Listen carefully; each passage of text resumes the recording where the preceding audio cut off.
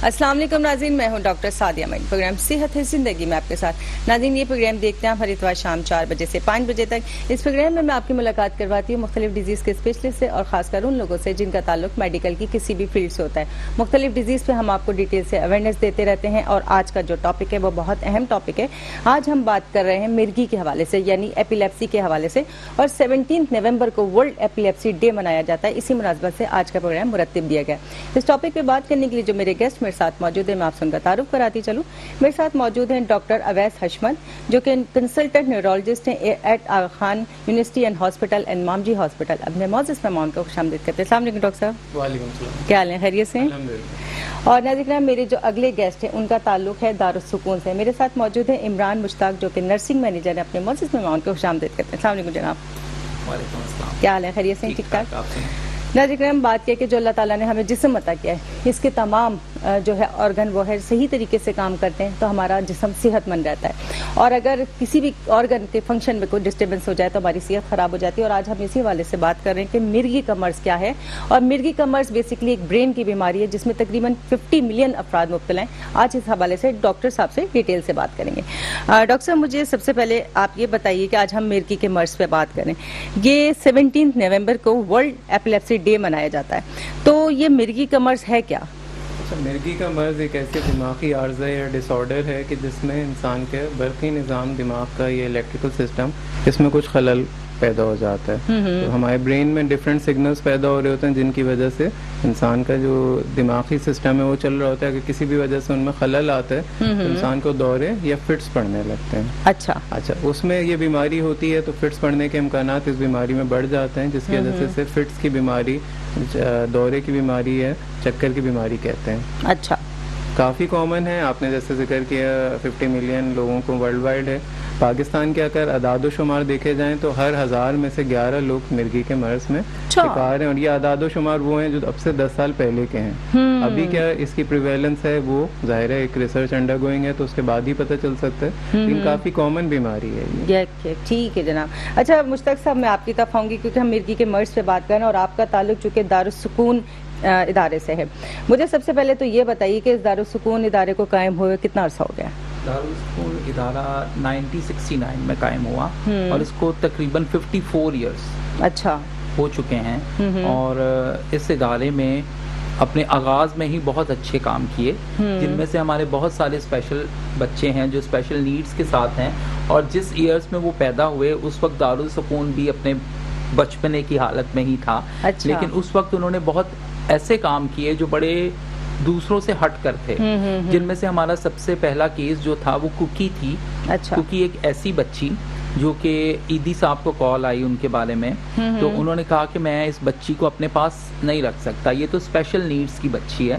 तो हमारी सिस्टर जिन्होंने स्टार्ट किया था, सिस्टर गर्टरूड और सिस्टर रूथ, वो दोनों आई उनके पास। तो उन्होंने कहा था कि हम इसकी जिम्मेदारी लेते हैं, हम इसको केयर टेक करेंगे, हम इसको लेके जाएंगे। अच्छा, वो बच्ची जो थी वो हमारे पास आ गई डे फर्स्ट से। तो डे फर्स्ट से उसको संभाला, उसके ऑपरेशंस हुए डिफरेंट ऑस्ट्रेलिया में। वो बच्ची को फिर पढ़ाया लिखाया और आजकल वो आपको हमारे प्रोग्राम्स में नज़र आ रही होगी। कुकी नाम है उसका। तो कुकी जो है वो उसको माशरे का हिस्सा बनाया, सारी चीज़ें कहीं इस तरह। तो और कितनी बहुत एज होगी आज उसकी? कुकी की एज 35 इयर्स है। 35 हो गई है। इसके साथ साथ अलामीन एक बच्चा है। अच्छा। वो उसको किया। जैकी है जो कि हमारा स्पोर्ट्स चैंपियन बच्चा भी रह चुका है। वो 1980s में वो 44 इयर्स का है। चलिए ठीक है, इस बारे में डिटेल से आपसे ड्यूरिंग द प्रोग्राम सारी जानते रहेंगे बातें। अच्छा, क्योंकि बहुत सारे शोबों का भी मुझे आपसे पूछना है इस बारे में भी। डॉक्टर साहब, मुझे आप ये बताइए कि जब हम मिर्गी के मरीज की बात करते हैं तो क्या ये पैदाइशी मर्ज है या इस मर्ज के होने की कौन सी वजूहत होती हैं? इसकी बहुत सारी वजूहत हैं। काफ़ी दफ़ा ये पैदाइशी भी होती है, काफ़ी दफ़ा पैदाइश पे बिल्कुल सही मरीज़ होता है, लेकिन कुछ ऐसे वाक़यात हो जाते हैं जैसे अगर कोई डिजीज़ है, कोई इन्फेक्शन है, गर्दन तोड़ बुखार है, ब्रेन ट्यूमर है, या सर पे कोई चोट है, या फिर मुख्तलिफ ऐसी भी बीमारियाँ जिसके साथ मिर्गी अटैच होती है, तो उसके साथ ये वाक़यात हो सकते हैं। अच्छा, मिर्गी के काफ़ी मरीज़ ऐसे होते हैं कि जो पैदाइश पे तशख़ीस सही नहीं होती है, लेकिन जैसे जैसे वक्त गुजरता है, बीमारी बढ़ती चली आती है, तब उसका डॉक्टर से इलाज शुरू होता है तो उसके बारे में पता चलता है। सही, यानी कि पैदाइशी भी हो सकती है, किसी उम्र में भी हो सकती है, किसी भी वजूहात की बिना पे। बिल्कुल। इसके साथ ये देखा गया है कि जो मेजॉरिटी ऑफ पेशेंट्स हैं, अक्सरियत पेशेंट की, वो 30+ वाले हमारे पास अक्सर आते हैं। अच्छा। अब मैं ये कहूँगा कि पैदाइश से लेके अब 80-90 साल तक भी ये कभी भी हो सकती है, लेकिन मेजॉरिटी पेशेंट्स की जो है वो 30+ में देखी गई, ज्यादा एज में। बिल्कुल। ठीक है, ठीक है। देखिए, आज हम बात कर रहे हैं मिर्गी के मर्ज के हवाले से। हमारे साथ मौजूद हैं डॉक्टर अवैस और इसके साथ इमरान मुश्ताक, और इस हवाले से हम आपको डिटेल से अवेयरनेस दे रहे हैं कि बेसिकली मिर्गी का मर्ज क्या है, कि वो किसी भी ब्रेन की डिस्टर्बेंस की वजह से होता है, चाहे वो कोई इंजरी हो, सर्जरी हो, कोई ट्यूमर हो या फिर कोई स्ट्रोक हो। तो कोशिश करें कि जब कभी ऐसी अलामात हो तो डॉक्टर से फ़ौरन कंसल्ट करें ताकि आपको उस मर्ज के बारे में सही मालूमात मिले। अच्छा मुश्ताक साहब, मुझे आप इमरान मुश्ताक साहब ये बताइए कि आप चूँकि दारुसुकून से आपका ताल्लुक है और आपने काफ़ी सारी चीज़ें उसके बारे में बताई, मुख्तलिफ शोबे जिनमें आप लोगों को फैसिलिटीज़ मुहैया कर रहे हैं वो कौन से हैं? अच्छा, उसमें ये है, सबसे पहले तो मैं ये बताऊं कि जब हमारे पास, क्योंकि हमें बहुत सारी कॉल्स आती हैं, क्योंकि ये अवेयरनेस सेशन से बहुत ज़्यादा लोगों में अवेयरनेस आई, लोगों ने बहुत ज़्यादा अप्रोच पहले भी करते थे लेकिन अब उससे ज़्यादा करते हैं, हमारे पास आते हैं। क्योंकि हमारी ख़ास बात तो अपने मुंह से मैं क्या बताऊं, उसमें ये है कि हम बच्चों को AKU वगैरह में रजिस्टर्ड करवाते हैं, आगा खान से ही उनका ट्रीटमेंट करवाते हैं। इसमें हमारा एडमिशन प्रोसेस बिल्कुल सिंपल है। इसमें सिंपल प्रोसेस ये है कि हमारे पास एडमिशन डे हमने रखा हुआ है एक दिन, उस पे पेशेंट्स आते हैं और हमारी पूरी टीम होती है, उसमें रीहैब क्लिनिकल साइकोलॉजिस्ट होती हैं हमारी, और इसके अलावा हमारी डॉक्टर मौजूद होती हैं, डॉक्टर रिचा वो होती हैं। और हम लोगों को ये कहते हैं कि अगर आपने कभी अपने बच्चे का कोई वर्कअप करवाया है, यानी स्पेशल बच्चों का अगर आपने कोई वर्कअप करवाया, वो साथ लेकर आएँ, और कुछ डॉक्यूमेंट्स हैं जो रिक्वायर्ड होते हैं, जो बे फॉर्म वगैरह और ये सारी चीज़ें होती हैं वो रिक्वायर्ड होती हैं, वो लेकर आएँ। बहुत सारे केसेस फिर उस पर ऐसे आ जाते हैं कि जिन्होंने कोई वर्कअप नहीं करवाया होता, वर्कअप करवाया होता है, जैसे डॉक्टर साहब से मेरी ऑफ द स्क्रीन बात हो रही थी, तो उन्होंने बहुत छोटी छोटी जगहों से करवाया होता है। एक जर्नल फिजिशियन जो इलाके में एरिया में बैठे हुए उनसे दिखा लिया, उनको उन्होंने रोड मैप सही बना कर नहीं दिया, और लोगों को ये अवेयरनेस बहुत कम होती है। तो इस वजह से वो उस मतलब जिस तरफ उन्हें जाना होता है, जिस तरफ ट्रीटमेंट का हिस्सा बनना होता है, तो उस वक्त वो जाते नहीं हैं। तो इस वजह से उनका जो पेशेंट होता है ना, वो निगलेक्ट नहीं करते, लेकिन उनको अवेयरनेस नहीं होती, इस वजह से वो पेशेंट का वो सही ट्रीटमेंट ही नहीं हो रहा होता, डायग्नोसिस ही ठीक नहीं होती, तो उस पर फिर फर्दर काम क्या करें ये, तो इस वजह से काफ़ी वो होती है। तो हम लोगों को साथ साथ जब हमारे पास पेशेंट आते हैं तो हम उनको सही डोमेन की तरफ लेकर जाते हैं। अगर उनका असेसमेंट नहीं है तो हमारे डॉक्टर्स को, हमारे स्पेशलिस्ट को ये लगता है कि हमें उनको किस तरफ लेके जाना चाहिए, तो उस तरफ लेके जाते हैं। जैसे न्यूरो का पेशेंट है, न्यूरोलॉजिस्ट के पास भेजते हैं, साइकेट्रिक पेशेंट हैं तो उनकी तरफ भेजते हैं, उनको उनकी तरफ भेजकर उनका एक प्लान तैयार कर लेते हैं कि उस पर हमें क्या काम करना है। फिर हम उनके रीहैब प्लान बनाते हैं, रीहैब प्लान के मुताबिक उनको हम रोड मैप हमारे पास तैयार हो जाता है। उस देखिए मेडिकल की शोबे में फैसिलिटीज दे रहे हैं, मुख्तलिफ शोबे जैसे एजुकेशन में, हेल्थ में, इस हवाले से आप थोड़ा मुझे वो मैं फिर बता रहा हूँ। हाँ। तो इस तरह आसान होता है, उनको हम ये इस तरह फैसिलिटेट करते हैं, इस तरह एडमिशन हो जाता है। बहुत सारे लोग ये कहते हैं कि हमें एडमिशन नहीं चाहिए, हमें डे केयर सर्विसेज चाहिए। तो उसमें हम बहुत दूसरी जगहों पे एंगेज कर देते हैं लोगों को। जैसे हम राबिया मून एक इदारा है वहाँ भेज देते हैं, जैसे हम डॉक्टर रमन कुमार के पास पाकिस्तान बैतुल माल में भेज देते हैं। और हम फिर आगा खान में हमारी एक अच्छी वो है, तो आगा खान में PWD फंड पे लोगों को रजिस्टर कर देते हैं और उनमें फ्री ऑफ कॉस्ट भी देख लेते हैं बहुत सारे लोग। तो हम उनको ये अवेयरनेस दे देते हैं और उनकी हेल्प आउट करते हैं ये। और इसके साथ साथ फिर हम उस रीहैब प्लान में ये देख रहे होते हैं कि ये बच्चा एजुकेशन, स्पेशल एजुकेशन की तरफ जाएगा, नॉर्मल एजुकेशन की तरफ जाएगा। जब उसको हम अपने पास एडमिट कर लेते हैं तो ये सारे जराए हम उस पर यूज करते हैं। जैसे एक घर में मुख्तलिफ बच्चे मुख्तलिफ शोबों से वाबस्ता होते हैं, कोई डॉक्टर बन रहा होता है, कोई इंजीनियर बन रहा होता है, कोई पायलट बन रहा होता है, तो उस तरफ हम देख लेते हैं बच्चे का इंटरेस्ट किस तरफ है। तो हम वो सारी फैसिलिटीज जो एक माँ बाप अपने बच्चों को देते हैं, तो हम उनको अपने बच्चों की तरह रखकर उनको सारी इन फैसिलिटीज में भी इन्वॉल्व और इंगेज जैसे माँ बाप परवरिश करते हैं अपने बच्चों की, तो डिफरेंट आप शोबों में बच्चों की तरबियत कर रहे होते हैं। जैसे हमारे बच्चे हैं, कोई डॉक्टर बन रहा है, कोई इंजीनियर बन रहा है, कोई क्या बन रहा है, कोई नर्स बन रहा है, कोई क्या बन रहा है, जिस तरफ बच्चे का अपना इंटरेस्ट है। तो उसमें हम देखते हैं जो फिजिकल डिसेबल बच्चे हैं तो वो किस तरफ और किस तरह उनको हम उनकी उस बात को किस तरह हाईलाइट करें ताकि उनके अंदर ये कॉन्फिडेंस हो। और खुदा का शुक्र है कि जिस सोच के साथ दारुल सुकून का आगाज किया गया कि बच्चों को पूरी आजादी है, बंदिश नहीं है कि आप हॉस्टल वाला सिस्टम है, उन्होंने अभी बंद हो जाना है, अभी खुलना है, अभी खाना मिलना है, अभी ये करना है,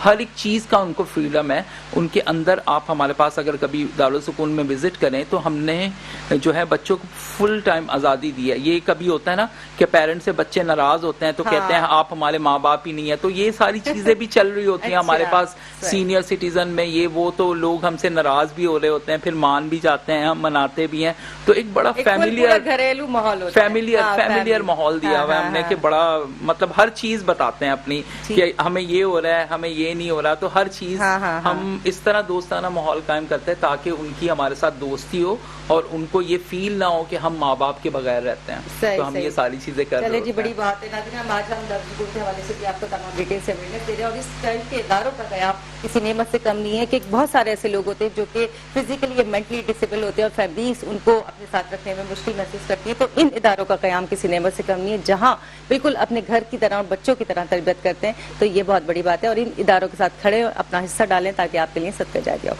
अच्छा डॉक्टर साहब, मुझे एक बात बताइए कि हम चूंकि मिर्गी के मर्ज पे बात करें, जब पेशेंट को मिर्गी का दौरा पड़ना शुरू होता है तो क्या अलामत आती हैं? अच्छा, इसमें मुख्तलिफ अलामात हैं। देखा गया है कि अक्सर औकात पेशेंट को झटके या फिट्स पड़ रहे होते हैं जिसमें जिस्म का एक या मल्टीपल हिस्से हिलना शुरू हो जाते हैं, पेशेंट पूरा जिस्म अकड़ा देता है, आंखें ऊपर चढ़ा लेता है, मुंह से झाग आ सकते हैं। सबसे जरूरी चीज ये होती है कि पेशेंट होश खो सकता है, जिसकी वजह से वो गिर भी सकता है। अच्छा। बाज़ औकात ये है कि यूरिन है या फिर ये है पेशाब या पखाना निकल सकता है पेशेंट का। अच्छा। तो उस वक्त पेशेंट को सिक्योर करना सबसे जरूरी होता है। अक्सर औकात पेशेंट के अटेंडेंट कुछ गलत तोहमात की वजह से जूता सुंघा रहे होते हैं, मौजूद सुंघा रहे होते हैं, मुंह में पानी ज़बरदस्ती डालने की कोशिश कर रहे होते हैं, मरीज़ को सख्ती से जकड़ रहे होते हैं। तो ये सारी वो चीज़ें हैं कि जिनका एक मेडिकल साइंस से कोई ताल्लुक नहीं है, ये गलत तोहमात हैं जिसकी वजह से मरीज़ को नुकसान भी हो सकता है। अच्छा अच्छा। इसके अलावा कुछ अलामत ऐसी भी होती हैं, बाज़ औक़ात पेशेंट सिर्फ अनरिस्पॉन्सिव हो जाता है, तो बातचीत करते करते रुक जाता है, पलकें झपकाना बंद कर देता है। अच्छा। या बाज़ औक़ात सिर्फ चक्कर खा के थोड़ी देर के लिए गिर जाता है, वो कुछ सेकंड का वक्फा या दौरानिया भी हो सकता है। ये सारी मिर्गी के अलामत या दौरे के अलामत आ सकते हैं। अच्छा, ये जो दौरे के अलामत के, क्या पेशेंट को पर्सनली कुछ फील होता है कि अगर मेरे अंदर कुछ ऐसी तब्दीली आ रही है कि मैं अपने आप को संभाल लूं या दूसरे को बता दूं कि मुझे कुछ फील हो रहा है, ऐसा होता है? अच्छा, मिर्गी की बहुत सारी इकसाम है। कुछ इकसाम में ऐसा होता है कि पेशेंट को कुछ पता नहीं चलता है, दौरा अचानक पड़ जाता है, बल्कि उसे याद भी नहीं रहता है कि दौरा पड़ा होता है। कुछ इकसाम ऐसी हैं कि जिसमें उसे कुछ लाइटें नजर आना शुरू हो जाती हैं, मूड में चेंजेस आना शुरू हो जाते हैं, घबराहट शुरू हो जाती है। अच्छा। और ये कई मिनट तक जारी रहती है। अगर इस चीज को पहचान लिया जाए और उस वक्त कोई दवाई दे दी जाए तो ये दौरे की कैफियत से बचा जा सकता है।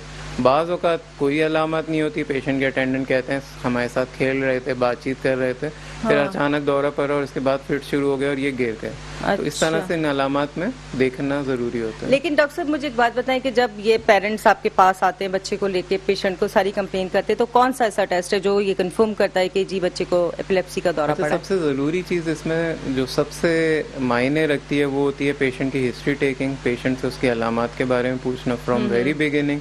अक्सर औकात इसमें भूल चूक हो जाती है, पेरेंट्स नहीं बता पाते हैं, तो सबसे ज़रूरी बीमारी की तशख़ीस के लिए हिस्ट्री टेकिंग है। दूसरा तिब्बी मुआयना या क्लिनिकल एग्जामिनेशन है जो एक माहिर न्यूरोलॉजिस्ट कर सकता है। इसके बाद अगर टेस्टों की बात करें तो इसमें दिमाग के हवाले से सीटी स्कैन, MRI या इलेक्ट्रोएन्सेफेलोग्राम जिसे EEG कहा जाता है, वो टेस्ट मौजूद है। अच्छा। खून के इसके काफ़ी टेस्ट हैं जिससे इसकी तशख़ीस हो सकती है। लेकिन मैं कहूँगा सबसे ज़रूरी चीज़, सबसे ज़्यादा पेशेंट के वालिदैन के या पेशेंट से उसकी अलामत के बारे में पूछना, जिसे हम हिस्ट्री टेकिंग कहते हैं या क्लिनिकल इंटरव्यू कहते हैं, वो बहुत ज़रूरी होता है। अच्छा, जब आपने पेशेंट से मतलब वो ले लिए मालूमात सब, जब पेरेंट्स को ये बता दें कि आपका बच्चा जो है मिर्गी का मर्ज है या आपका जो फैमिली मेंबर है, तो शौक लगता है उन्हें? कैसे मैनेज करते हैं, क्या करते हैं? बात सारी होती है, अक्सर औकात पेशेंट फौरन अलामत के बाद हमारे पास नहीं आते। मेजॉरिटी ऑफ केसेस में वो पहले किसी पीर फकीर के पास जा रहे हैं, जिन सवारी आ रही है, परी हो रहा है, ये है। इसके बाद अगर वो हिम्मत कर लेते हैं तो वो एक लोकल डॉक्टर के पास या जनरल फिजिशियन के पास जाते हैं। इसके बाद उनकी बीमारी का अगर होता है तो फिर हमारे पास वो तब आते हैं जो अलामत कंट्रोल नहीं होती है, वो तंग आ चुके होते हैं 1-2 साल गुजार के, तो वो इस बीमारी के बारे में काफी जान चुके होते हैं। बिल्कुल। अच्छा, काफी दफा ऐसा भी होता है उनको गलत गाइड किया जा रहा होता है कि ये मिर्गी नहीं, सिर्फ एक कमजोरी है, ये है, वो है, असाबी कमजोरी है। तो वो डिनाइल में होते हैं हमारे पास आने पे, और जब उन्हें बताया जाता है ये मिर्गी है तो अक्सर औकात तो वो डिनाइल में ही चले जाते हैं। काफी दफा ऐसा होता है कि हमें फिर उन्हें बताना पड़ता है कि नहीं ये एक बीमारी है और इसका इलाज मौजूद है। बिल्कुल ये कोई लाइलाज बीमारी नहीं है, इलाज प्रॉपर ट्रीटमेंट किया जाए, प्रॉपर ट्रीटमेंट प्रॉपर डायग्नोसिस करेंगे तो उतना अच्छा रहेगा मरीज के हवाले। ठीक है, ठीक है नाज़रीन, हम आज आपको मिर्गी के हवाले से डिटेल से अवेयरनेस दे रहे हैं क्योंकि ये एक काबिल इलाज मर्ज है। क्योंकि हमारे लोगों के जहन में कि मिर्गी जो है नाकाबिल इलाज मर्ज है, ऐसा बिल्कुल नहीं है। और मिर्गी जो है वो किसी जिन या भूत का दौरा नहीं होता, ये एक बीमारी है, दिमागी बीमारी है। इसको प्रॉपर न्यूरोलॉजिकल जो ना जरूरत होती है ट्रीटमेंट की। अगर किसी के फैमिली में ऐसा शख्स है तो प्लीज उसको प्रॉपर डॉक्टर से ट्रीटमेंट करवाएं ताकि वो ठीक हो जाए। अच्छा इमरान साहब, मुझे एक बात बताइए, क्योंकि आपके पास बहुत सारे जो ना सिटीजन्स हैं और ओल्ड एज के लोग भी हैं, आपने कहा बच्चे भी होते हैं, तो इनमें जो मुख्तलिफ बीमारियों के लोग आपके पास होते हैं वो कौन कौन से डिजीज के पेशेंट होते हैं? इसमें हमारे पास देखें ओल्ड एज में तो ज्यादातर यही होता है, डायबिटिक हाइपरटेंसिव होते हैं या उनको डिमेंशिया वगैरह हो रहा होता है। तो फैमिलीज जो होती हैं उन्होंने बाहर का कल्चर अडॉप्ट कर लिया हुआ है आजकल, तो वो सीनियर सिटीजन को अब बोझ समझना शुरू हो गए हैं। अच्छा। तो इस बोझ की वजह से वो हमारे पास उनको छोड़ देते हैं सीनियर सिटीजन को। तो अब सीनियर सिटीजन क्योंकि समझदार होते हैं और उन्होंने एक अच्छा वक्त अपना गुजारा होता है, तो हम ज्यादातर कोशिश करते हैं कि हम उनको एक अच्छा माहौल दें, लेकिन उनके अंदर से फिर भी वो कसक नहीं जाती एक अपनी फैमिली से दूर होने की। हाँ हाँ, अगर एक माँ है उसके बच्चों ने उसे निकाल दिया, तो जब ईद त्यौहार आएगा कोई भी तो उसको याद करेंगे। और हम सारे त्यौहार मनाते हैं, हम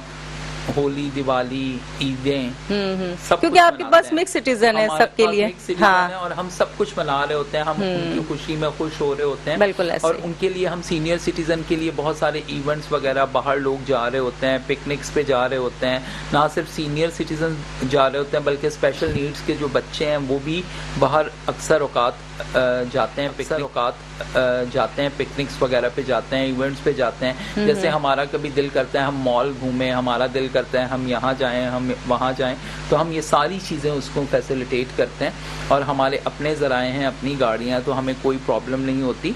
और इसमें बहुत सारे लोगों को हम एजुकेट भी कर रहे होते हैं। बहुत सारे सीनियर सिटीजन होते हैं, उनका बहुत चीज़ें करने को दिल करता है। बहुत सारे लोगों का नीटिंग करने का दिल करता है। अब हमने वोकेशनल ट्रेनिंग का आगाज़ किया अपनी राशिदाबाद वाली ब्रांच में, तो वहाँ पे बहुत सारी सीनियर सिटीजन जो हैं, फीमेल्स जो हैं, वो सिलाई कढ़ाई का काम सीख रही हैं। तो इस तरह मतलब इस तरह के प्रोग्राम हमने इंगेज किया ताकि वो इंगेज रहें और माशरे का हिस्सा बने। फिर उनको बड़ा अच्छा फील होता है जब वो अपने, उनको थोड़ी पॉकेट मनी मिलती है, उनको बड़ा अच्छा फील होता है। और वो फिर अपने ही पेरेंट्स, वो उनके बच्चे जिन्होंने निकाला होता है उनके लिए जमा कर रहे होते हैं चीजें। तो ये बड़ी अच्छी बात है और हम उस पर कभी भी उनको वो मना नहीं करते, बल्कि उनका साथ देते हैं कि ये करना चाहिए। और ठीक है, आपकी बात को कंटिन्यू करेंगे। एक ब्रेक हमारे दरमियान नज़र हम आज हमारे साथ मौजूद है इमरान मुश्ताक और डॉक्टर अवैस। प्रोग्राम सेहत जिंदगी में एक छोटा सा ब्रेक मिलते हैं, ब्रेक के बाद।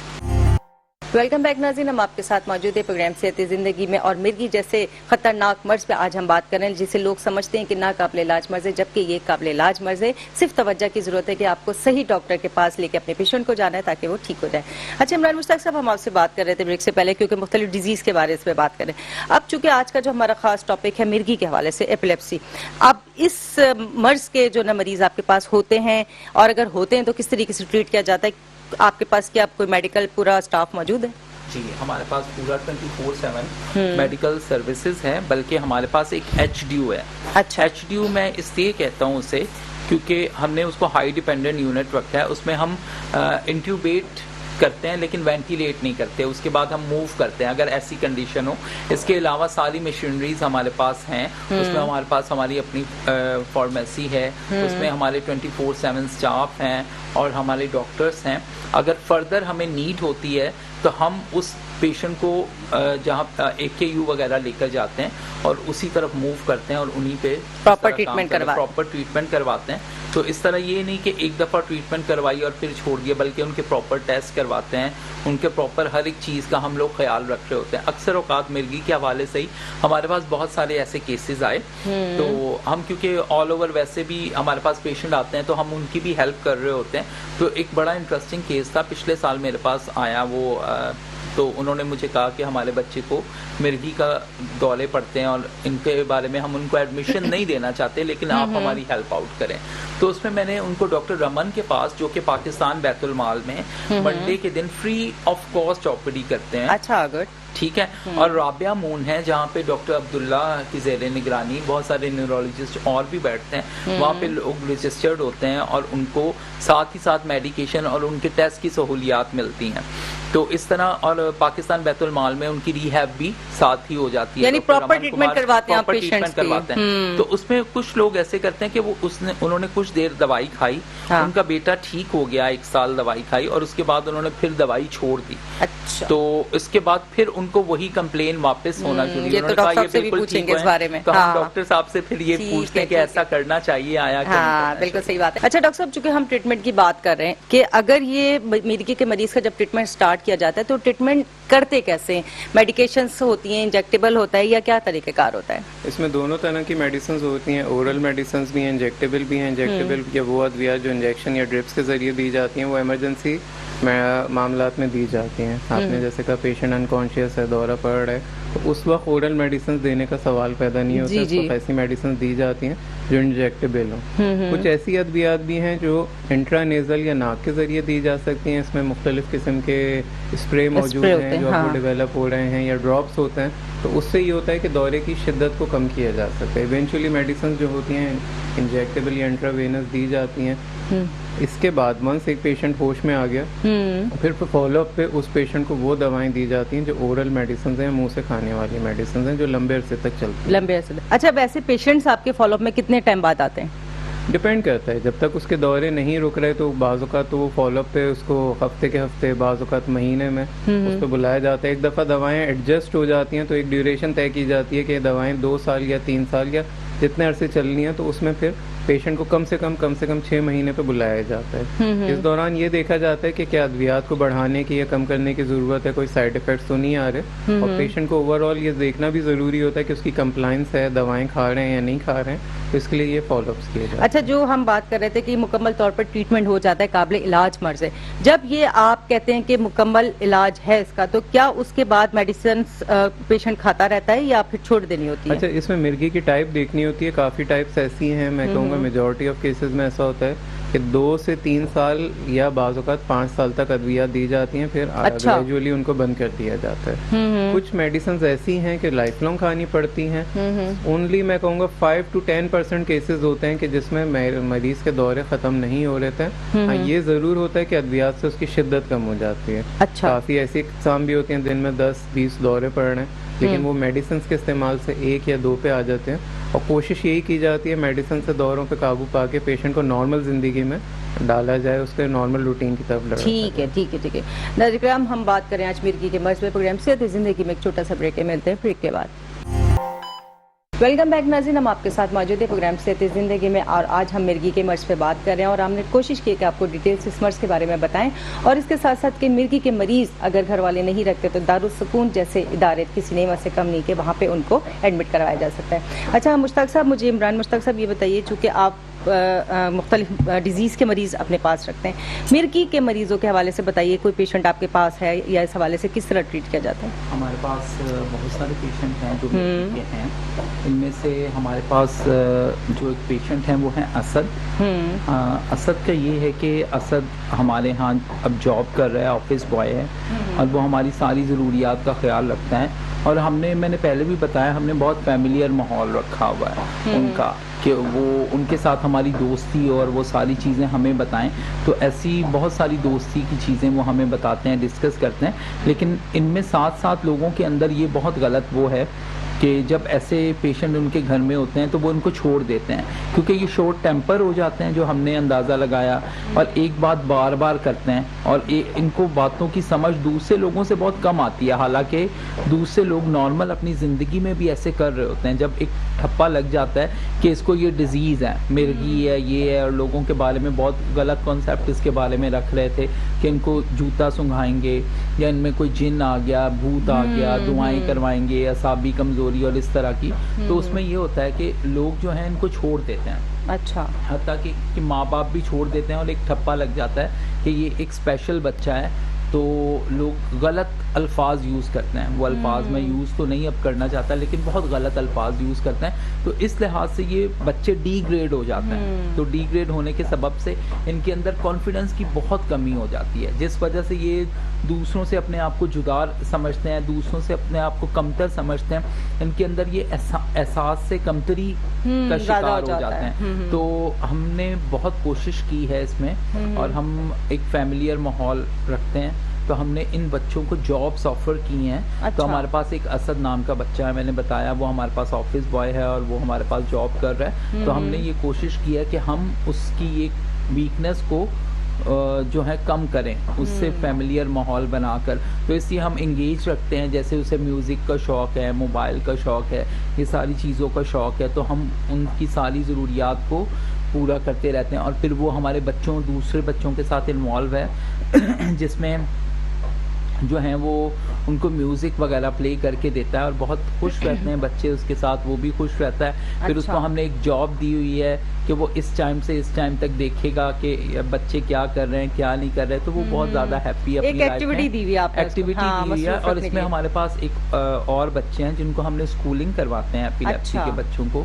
तो इस तरह के हम ये सारे इकदाम कर रहे हैं, और शुक्र है खुदा का, हम काफ़ी हद तक कामयाब हैं। लेकिन इसमें हम फैमिलीज़ को बताते हैं कि ये बच्चे, ये नहीं है कि आप इनको अपने से दूर कर दो, अपने से जुदा कर दो, लेकिन पेरेंट्स हैं कि वो अपने आप से जुदा करते हैं। वो ये कहते हैं, जब मैंने बहुत सारे पेरेंट्स से गुफ्तगू की तो मैंने कहा कि आप ऐसे बच्चों को क्यों अपने साथ नहीं रखते, माँ बाप हैं। हाँ। तो उन्होंने कहा ये घर से बाहर निकल जाते हैं, ये वो करते हैं, तो हम इनका क्या करें। तो अब ऐसे बच्चे भी शादी के ख्वाहिशमंद होते हैं, ये एक नॉर्मल चीज़ है कि शादी के ख्वाहिशमंद होते हैं, लेकिन पेरेंट्स जो हैं वो इस बात पे वो होते ही नहीं है कि ताकि उनकी प्रॉपर रिहैब की जाए, प्रॉपर मेडिकेशन की जाए, उनमें कॉन्फिडेंस डेवलप किया जाए, तो वो इन सारी चीज़ों से बच सकते हैं। सबसे ज़्यादा लोगों के पास, जो लोगों का अलमिया जहाँ तक मैं समझाऊँ, लोग जो है ना, जब हमारे यहाँ नॉर्मली बच्चे पैदा होते हैं तो 1-2 साल में वो बच्चे अपना बोझ खुद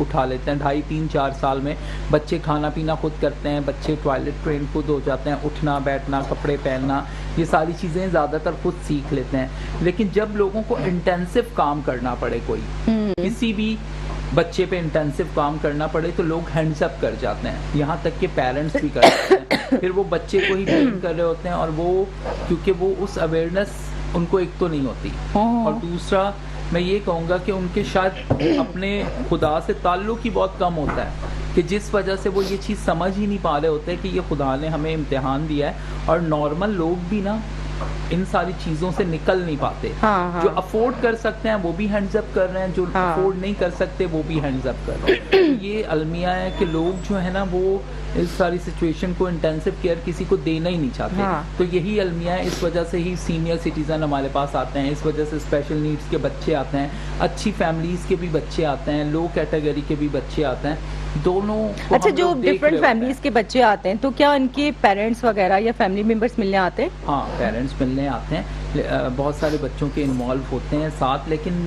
वही बात कहूँगा कि जब हॉस्पिटलाइजेशन की ज़रूरत हो और किसी चीज़ की ज़रूरत हो, तो उसमें हमें तो उनसे कोई नीड नहीं होती, क्योंकि हम फ्री ऑफ कॉस्ट सर्विसेज देते हैं। हाँ। इसमें एडमिशन फ्री है, इसमें टेस्ट फ्री करवाते हैं, इसमें मैंने आपको बताया कि आगा खान में हम अपने बच्चों का ट्रीटमेंट करवा रहे हैं, और अच्छी अच्छी जगहों पे जाते हैं जहाँ पे अच्छे कंसल्टेंट हैं, अच्छे पोजीशन है, हम उनके पास ट्रीटमेंट के लिए जाते हैं। उनमें बहुत सारी जगहें हैं जहाँ पे हम जा रहे होते हैं।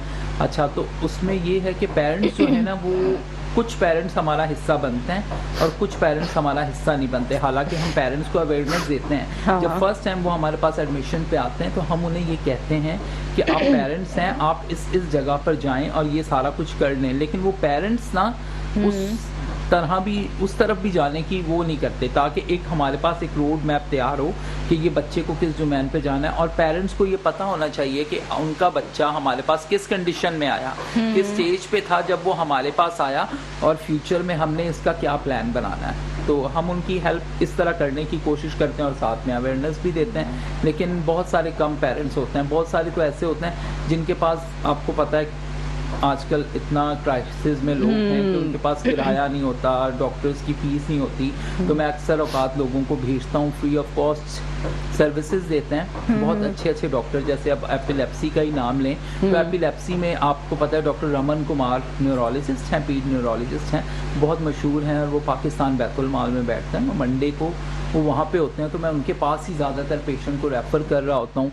अच्छा, आगा खान के साथ हमारा बहुत अच्छा ताल्लुक़ है, तो आगा खान जो है वो कॉस्ट ऑफ सर्विसेज देता है। कॉस्ट ऑफ सर्विसेज इस सेंस में कि एक पेशेंट उसके पास एडमिट होता है तो वो कभी भी इलाज को बंद नहीं करते। अच्छा।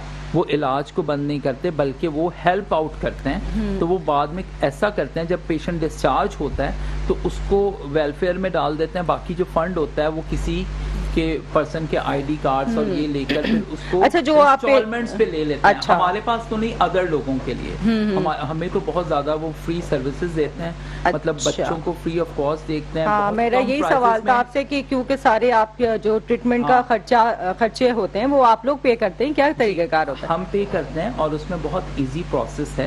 उसमें जो मुस्लिम पेशेंट होते हैं, जो पेरेंट्स वाले बच्चे होते हैं, वो ज़कात एलिजिबल जो होते हैं, तो वो पेरेंट्स को हम लोग भेज देते हैं वहाँ पे। तो अगर वो ज़कात के क्राइटेरिया पे कर रहे होते हैं, फॉल कर रहे होते हैं, तो उनको उस तरफ कर देते हैं, वरना वेलफेयर वो हमें सिंपली इजीली दे देते हैं। तो इसमें ओपीडीज और ये वो सारी हमारी फ्री होती हैं। तो वहाँ पे आगा खान में हम न्यूरोलॉजिस्ट जितने हैं, साइकियाट्रिस्ट जितने हैं, तो उनके पास भेजते हैं। तो ये मेरे ख्याल से एक सही डॉक्टर के पास भेजें तो बंदे की जब डायग्नोसिस सही हो जाती है तो उस वक्त डायरेक्शन भी मिल जाती है। तो इसमें लोगों को एक और अवेयरनेस हम देना चाहेंगे कि लोग जो हैं वो जैसे अफोर्ड नहीं जो कर पाते, वो इन सारी जगहों पे जाएं। नेट में हर एक चीज़ है, बिल्कुल नेट में फ्री ऑफ कॉस्ट आप सर्विसेज पूछें तो आपको बताया जाएगा। जी राबिया मून है या पाकिस्तान बैतुल माल है, तो लोगों को ये होनी चाहिए अवेयरनेस, और लोग नेट पर सर्च करें तो आजकल तो हर एक चीज़ मिल जाती है। सही। अच्छा, जो आपने मुख्तलिफ एजेस के बच्चों की बात की, आपके पास रहते हैं, अब क्योंकि एक अरसा हो गया आपके दायरे को कायम हो गए, काफ़ी लोग सिटीज़न जो ओल्ड सिटीज़न होते होंगे, ज़ाहिर सी बातें इंतकाल भी हो जाते हैं, मुख्तलिफ सिटीज़न जो है मुख्तलिफ मज़ाहिब से ताल्लुक़ रखते हैं, तो किस तरीके से आप इनके आखिरी रसूमात अदा करते हैं? बहुत अच्छा सवाल किया आपने। तो इसमें हम ऐसा करते हैं कि लास्ट ईयर एक हमारे यहाँ एक ब्राह्मण फीमेल थी जो कि बहुत अर्लीस्ट यंग एज में हमारे पास थी। अच्छा। तो वो यंग एज में जब हमारे पास थी तो उनका इंतकाल हुआ अभी रिसेंटली। तो मैंने उनके अटेंडेंट से बात की तो उन्होंने कहा हम बाहर हैं, हम यहाँ नहीं आ सकते, तो आप इनकी रसूमात कर दें। अच्छा, फिर क्योंकि एक हिंदू कम्युनिटी से थी तो हिंदुओं में ब्राह्मण थी तो उनको आपको पता है जलाया जाता है और ये सारा किया जाता है। तो इस ताल्लुक से ही मेरी बात हुई। फिर एक रवि महाराज होते हैं, उनसे बात हुई तो उन्होंने बड़ा अच्छा वेलकम किया, मैं उनका बहुत शुक्रगुजार हूँ। तो और अंतिम यात्रा सेवा समाज, एक सेवा समाज पाकिस्तान एक ऑर्गेनाइजेशन है जिनका ऊपर वहाँ पे नंबर लिखा हुआ था, उनको मैंने जब सर्च किया तो उन्होंने काफ़ी हेल्प आउट की इस सारे प्रोसेस में। और अब जब भी हिंदू कम्युनिटी से कोई इंतकाल करता है तो हम उनके पास चले जाते हैं और वो हमारी बड़ी हेल्प करते हैं। उनकी लास्ट सर्विसेज हम उन्हीं मज़ाहिब के मुताबिक करते हैं। अच्छा। अगर कोई मुस्लिम है मुस्लिम मज़ाहिब के मुताबिक, क्रिश्चियन है क्रिश्चियन के मुताबिक, हिंदू है हिंदू के मुताबिक। हाँ, अगर किसी के पेरेंट्स हैं तो ठीक है, वो हमारे साथ अगर इसमें शामिल होते हैं तो जैसे पेरेंट्स शामिल होते हैं तो आपको पता है कि आजकल तो मरना भी आसान नहीं है, बहुत पैसे लग जाते हैं इसमें। तो उसमें हम वो सारी जो पेमेंट होती है वो हम खुद करते हैं। अच्छा। हम खुद करते हैं, हम अपनी गाड़ियों का इस्तेमाल भी उसमें खुद करते हैं और हम ऐसे फील करते हैं कि ये हमारा एक बच्चा है, हमारी फैमिली का मेंबर एक कम हुआ है, तो हम वो सर्विसेज में हम सब मतलब लोगों में ये खौफ नहीं होता होगा कि दुनिया से जब हम जाएंगे तो हमारी जो रसूमात है हमारे मज़ाहिब के खिलाफ होंगी या पता नहीं क्या किया जाएगा। मतलब ये चलें, बहुत अच्छी बात है कि उनके मज़ाहिब के मुताबिक ही काम किया जाता है। अच्छा, जो बहुत सारे लोग आपके पास हैं, कोई ऐसी कोई कहानी, कोई ऐसी स्टोरी जो लोग मतलब ऐसे हों कि वापस जिंदगी की तरफ चले गए हों, जिंदगी की एक अच्छी शहरी बन के गुजार रहे हो? जी, हमारे पास बहुत सारे ऐसे लोग हैं। पिछले साल हमारे पास एक बच्चा आया जो कि शाहरुख था, जो क्लेफ्ट पैलेट था। जब वो पैदा हुआ तो हमारे चीफ एग्जेक्टिव को एक कॉल आई, तो उन्होंने मेरी तरफ रेफर किया कि आप इनसे बात कर लें। तो डॉक्टर साहिबा ने गायनी की डॉक्टर थी, उन्होंने कहा कि इनके पेरेंट्स आए हमारे पास, लेकिन अब इनके बच्चा क्योंकि इस तरह का पैदा हुआ तो ये बिल्कुल हैंड्स अप कर गए, छोड़ के चले गए, हमें नहीं चाहिए। वो देखने भी नहीं आए, वहाँ बिल वगैरह वो सारा कुछ भी नहीं दिया। हमारे पास कॉल आई, वो 19 को पैदा हुआ, 26 को फिर मैंने उसे अपने पास बुला लिया।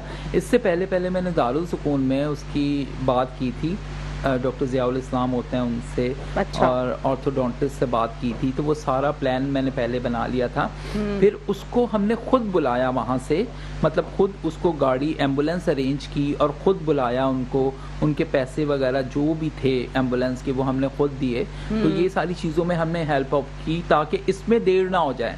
अच्छा, कि वो अगला बंदा जो डॉक्टर है वो बेचारी परेशान होगी कि अब एक तो एक पेशेंट यहाँ पैदा हो गया, अब मैं उसको किस तरह भेजूँ। तो हम लोगों के लिए बड़े आसान रास्ता वो करते हैं कि आसानी से वो आ जाए। तो फिर उसका ट्रीटमेंट स्टार्ट हुआ, वो बच्चा बिल्कुल ठीक हुआ, 1 साल का हुआ, नॉर्मली चाल से उसने चलना फिरना स्टार्ट कर दिया। उसके पेरेंट्स की कॉल आई उस वक्त, तो उन्होंने बिल्कुल कहा कि हम नहीं लेंगे। अच्छा। लेकिन उसके बाद जब बच्चे को उन्होंने देखा तो उन्होंने कहा हमें बच्चा चाहिए। अच्छा, मैंने कहा कोई बात नहीं, आपका बच्चा है, आप लेके जा सकते हैं। तो 1 साल 10 दिन का था जब वो बच्चा वापस लेके गए और वो बच्चा अपने घर वापस चला गया। हमें इस चीज की खुशी है कि बच्चे को एक पेरेंट्स मिल गए, चले उस वक्त जो भी हालात हुए होंगे, लेकिन हमने ये चीज देखी कि बच्चा जो है वो अपने पेरेंट्स की तरफ चला गया। इसमें ये चीज हम नहीं देखते कि पहले उन्होंने इनकार किया और अब वो मांग रहे हैं, क्योंकि मैं एक चीज जानता हूँ कि अच्छा दरख्त अच्छा फल लाता है और बुरा दरख्त बुरा फल लाता है। अच्छा आदमी अपने दिल के अच्छे खजाने से अच्छी चीजें पैदा करता है और बुरा आदमी अपने दिल के बुरे खजाने से बुरी चीजें। बहुत अच्छी बात है कि पेरेंट्स बच्चे को वापस ले गए और तरबियत अच्छी। इस तरह फिर हम कोई हमेशा पॉजिटिव रिस्पांस देते हैं। मतलब ये नहीं कि पहले उन्होंने इनकार किया अब हम क्यों बच्चा दे, इतना बड़ा हो गया, हमने दे दिया उनको बच्चा। तो ये सारी चीज़ें हम कर रहे होते हैं। तो ऐसे बहुत सारे केसेस हैं जो अपने घर पर वापस गए नॉर्मल। हमारे पास एक बच्ची थी मारिया, वो बड़ी वर्स कंडीशन में आई, उनके हस्बैंड ने उन्हें बहुत ज़्यादा जो था वो तंग किया, मारा कूटा, और वो यहाँ आई। उनका ट्रीटमेंट हमने AKU से करवाया और आज वो सही है, अपने घर पर है नॉर्मली। उनका एक बेटा है, वो बिल्कुल नॉर्मली अपनी ज़िंदगी गुजारी है। और एक और बच्चा है जो हमारे पास था राशिदाबाद वाली ब्रांच में, उनका मैंने ये ट्रीटमेंट डॉक्टर इमरान बशीर से ज़ियाउद्दीन में करवाया था, साइकेट्रिक ट्रीटमेंट। तो आज वो बच्चा बिल्कुल नॉर्मल स्टाइल की तरफ है, ठीक है। बल्कि उसकी जॉब के लिए भी मैं बहुत कोशिश कर रहा हूँ कि मैंने जॉब के लिए बहुत सारी जगहों पे CV दी थी, तो उनमें से एक जगह से उसको कॉल आ गई है, तो अब वो जॉब कर रहा है। तो मुझे बड़ी खुशी है क्योंकि वो उसने मुझे कहा आके कि मैं जॉब करना चाहता हूँ, फिर मैं शादी करना चाहता हूँ। मैंने कहा कोई बात नहीं, साइकेट्रिक पेशेंट था और बहुत long term body worse condition में आया था, लेकिन इतनी अच्छी रिहैब हुई, नॉर्मल लाइफस्टाइल की तरफ चला गया और अपने घर पर है। और खुदा का शुक्र है, उसके जो पेपर्स रह गए थे उसने वो भी एग्जाम्स अब देगा। और वो मुझे कह रहा था कि मैं जो है ना जॉब कर रहा हूँ। तो इस तरह के भी हम काम करते हैं, बहुत पर्सनली लेकर चलते हैं। अच्छा, जितने सारे आपके पास पेशेंट हैं या मतलब जो आपके सिटीजन्स हैं, ओल्ड हैं या यंग बच्चे हैं, तो उनको पूरा लुक आफ्टर करने के लिए क्या आपके पास जो स्टाफ है, टीम है, वो पूरी फुल ट्रेंड है? क्या तरीक़ाकार होता है? हमारी टीम फुल ट्रेंड है। फुल ट्रेंड इस तरह है, और सबसे बड़ी बात कि हमारे लोगों में एक पैशन है। कोरोना के टाइम में हर कोई डर गया। डर इस सेंस में गया कि एक दूसरे से लोग बात नहीं करते थे, एक खौफ हिरास था। हमारे यहाँ आपको पता है क्या क्राइटेरिया था? हमारे यहाँ सिर्फ 2 से 3 केयर टेकर को कोविड हुआ था, यानी स्टाफ को कोविड हुआ था। उसके अलावा बगैर फिक्र के, बगैर खौफ के, बगैर डर के हमारे लोग इतने पैशनेट हैं कि वो लोग आते थे ड्यूटी पे, जॉब करते थे और किसी को कोविड नहीं हुआ। अच्छा, गुड, सही है। और ये सबसे बड़ी अच्छी बात है क्योंकि हमारे लोगों में वो पैशन है, वो काम करते हैं, पैशन से काम करते हैं हमारा स्टाफ, और इतना अच्छा स्टाफ है।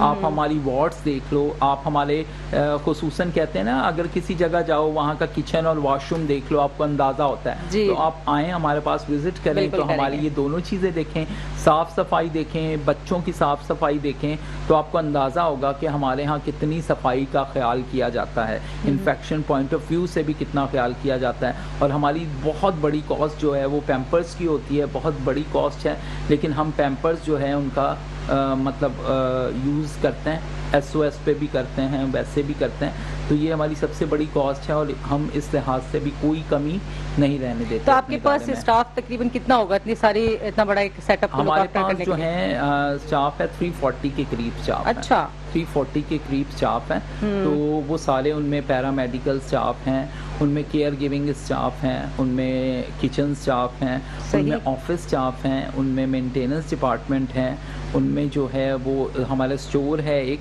और उसमें बच्चों की चीज़ें वीज़ें होती हैं। अगर बच्चों का दिल करे ना, जैसे रेगुलर घर पे बच्चों का दिल करता है कि हमने ये खाना है वो करना है, तो जी, वो जी। नीचे शॉपिंग करने खुद चले जाते हैं स्टोर में। अच्छा। जो चलने फिरने वाले बच्चे हैं तो हाँ, नीचे हाँ। स्टोर से कभी केक ले रहे हैं, कभी अच्छा, बिस्किट खुद ही ले रहे ले हैं, कभी लेते। जूस ले रहे हैं, कभी ये ले रहे हैं, तो वो खुद अपनी मर्जी से चीजें उठा सकते हैं। मैंने क्या ठीक कहा, है। आज़ादी है बहुत ज्यादा हमारे लोगों को। चले जी, thank you very much Imran sahab, आपने बहुत डिटेल से दारुसुकून के बारे में हमें बताया और आज हमने मिर्गी के मर्ज पे भी बात की। नाज़रीन करम, आज हमने जो आपको डिटेल से अवेयरनेस दी दारुसुकून के दायरे के बारे में और साथ में मिर्गी के मर्ज के बारे में, प्रोग्राम सेहत ज़िंदगी से अपनी मेज़बान डॉक्टर सादिया अमन को इजाज़त दीजिए। अल्लाह ने चाहा ज़िंदगी रहे, फिर मुलाकात होगी। अल्लाह हाफ़िज़।